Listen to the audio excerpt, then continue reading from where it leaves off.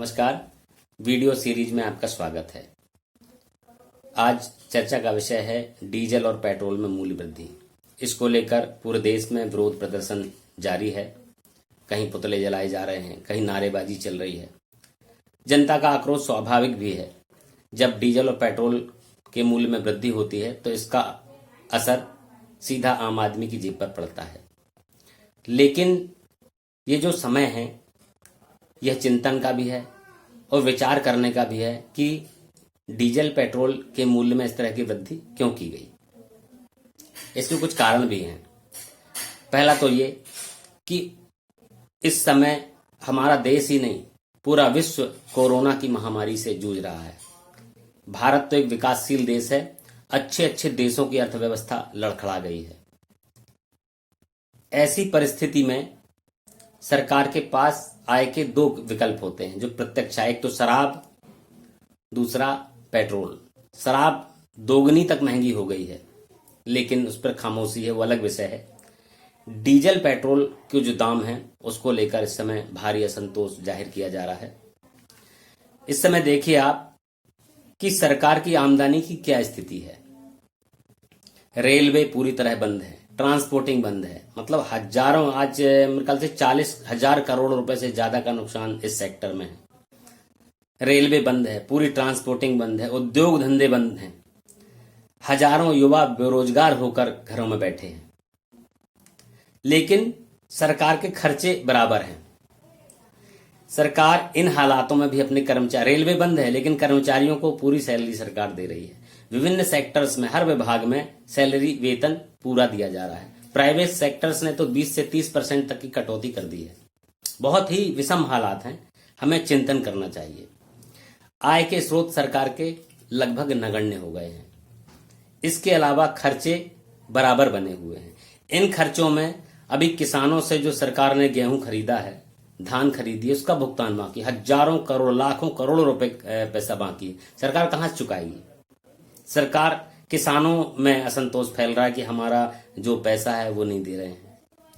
इसके अलावा कोरोना के चलते जो मरीज, जो गरीब लोग बाहर से लौटे हैं, लगभग 80 करोड़ लोग हैं जिनको सरकार उनके घर में बैठा के खिला रही है, मतलब उनको मुफ्त अनाज दे रही है।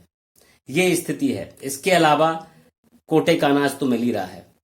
ये चीजें हैं। इसके अलावा वर्तमान, इससे भी ज्यादा जो वर्तमान समय है सोचने का, चाइना के साथ हमारे युद्ध जैसे हालात बने हुए हैं। पाकिस्तान इस फिराक में बैठा है कि कैसे उसे मौका मिले और वह जो है पीछे से अपनी चाल चले। तो चारों तरफ से हमारा देश इस समय चुनौतियों से घिरा हुआ है। विश्वव्यापी मंदी का दौर चल रहा है। मंदी केवल भारत की नहीं है, पूरे वर्ल्ड में मंदी है। आज भारत किसी से पैसा उधार भी नहीं मांग सकता क्योंकि कोई देने की स्थिति में नहीं है, और यदि मांगता भी है तो हाय तौबा मचेगी कि लोग कर्ज ले रहे हैं, देश को कर्ज में डुबो रहे हैं। ये जो है। इसके अलावा एक चीज और है, कोरोना के चलते लगभग 7 लाख लोग संक्रमित हैं इस समय देश में। सभी के इलाज का खर्च सरकार वहन कर रही है। अब आप सोचिए, एक परिवार के, इसको किसी पार्टी के रूप में मत लीजिए, एक परिवार के मुखिया, सरकार में जो भी बैठा है उसको परिवार का मुखिया समझिए कि परिवार के मुखिया के पास बराबर जो है आपका उसके खर्चे बराबर हैं, आय के साधन बंद हो गए तो क्या करेगा?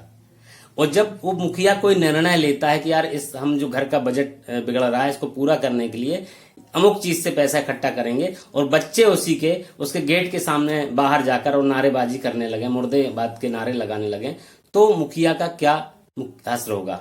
उसका मतलब जब मोरल बढ़ाने का समय है तो उसका मेरे का निश्चित तौर पे नारेबाजी कोई अगर घर का सदस्य करेगा तो मोरल डगमगाएगा।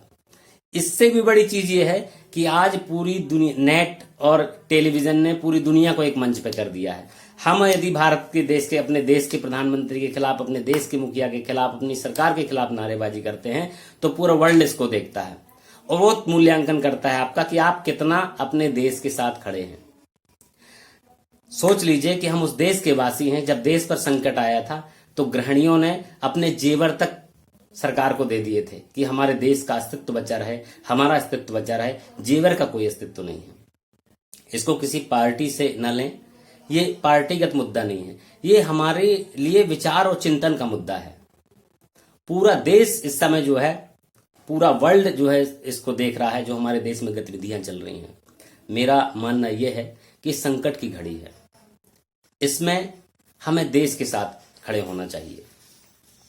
वैसे भी लॉकडाउन के साथ चलते बहुत कम वाहनों का उपयोग हो रहा है, वाहनों का उपयोग कम हुआ है। वो आप एक और चीज देखें कि यदि आप कार चलाते हैं या कोई भी वाहन चलाते हैं, आप 50 लीटर पेट्रोल अगर महीने भर में अगर उपयोग करते हैं तो महीने में 600 से 700 रुपए का ज्यादा अतिरिक्त भार पड़ने वाला नहीं है।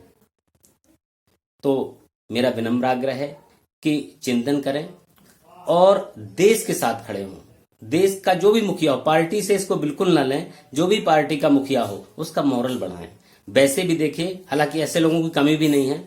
जब लॉकडाउन था तो लोगों ने इतनी मदद की, लोगों घर से पैसा लगाकर लोगों की मदद की, लोगों को कपड़े दिए, लोगों को भोजन कराया, वो अब भी कर रहे हैं। हमारे देश में ऐसे लोगों की कमी नहीं है। हमें सबको इसी विचारधारा के साथ देश के साथ खड़े होना है, तब हमारा देश आगे बढ़ेगा, इस विषम परिस्थिति से आगे निकलेगा। बहुत बहुत धन्यवाद। नमस्कार।